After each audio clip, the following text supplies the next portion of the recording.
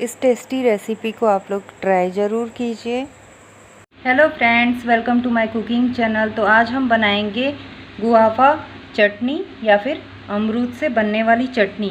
तो ये बहुत ज़्यादा सिंपल है, एकदम सादा है, बहुत ज़्यादा मीठे अमरूद नहीं हैं ये, इसीलिए इस तरह से जब आपके पास मीठे अमरूद ना हो तो इससे आप इसकी चटनी बना के तैयार कर सकते हैं। क्योंकि जब अमरूद मीठे नहीं होते हैं तो इसे बच्चे भी खाना पसंद नहीं करते हैं, तो इसकी आप रेसिपी बना के उसे सर्व कर सकते हैं। तो यहाँ पे मैंने इसे वॉश कर लिया है, अब इसे हम कट कर लेंगे। तो देखिए, मिक्सर के जार में हमने ले लिया है हरी धनिया। आप चाहे तो इसे मिंट या पुदीना के पत्तों के साथ भी बना सकते हैं। तो इसे अमरूद को भी हम कट कर लेंगे, तो इसके बीजों को हमें अलग कर लेना है। तो इस तरह से आप जो साइड का इसका हरा पार्ट होता है, बस वही तरह से हमने इसे कट कर लिया है। तो सारे जो इसके बीज का पार्ट होता है उसे हम अलग कर लेंगे।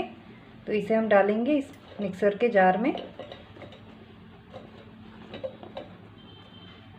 तो इसी के साथ हम इसमें डालेंगे नमक, और इसी के साथ इसमें हम डालेंगे 2 से 3 लहसुन की कली और करी लीफ के पत्ते, और यहाँ पे हम डालेंगे टेस्ट के अकॉर्डिंग हरी मिर्च,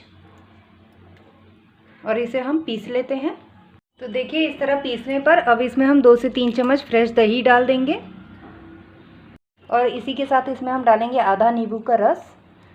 तो खट्टा आप अपने टेस्ट के अकॉर्डिंग ज़्यादा भी ले सकते हैं, और इसे हम अच्छा सा पेस्ट बना लेंगे। तो देखिए, यहाँ पे चटनी रेडी हो गई है। तो लीजिए, अमरूद की चटनी तैयार है। तो इस तरह से आप करी लीव्स को यूज़ करके धनिया पत्ता डाल के इस तरह से आप चटनी बना के रेडी कर सकते हैं। चाहे तो आप इसके ऊपर से आप राई और कड़ी पत्ता का तड़का भी लगा सकते हैं। तो बहुत ज़्यादा जब मीठे अमरूद आपके पास ना हो तो इस तरह से आप चटनी बना के तैयार कर सकते हैं।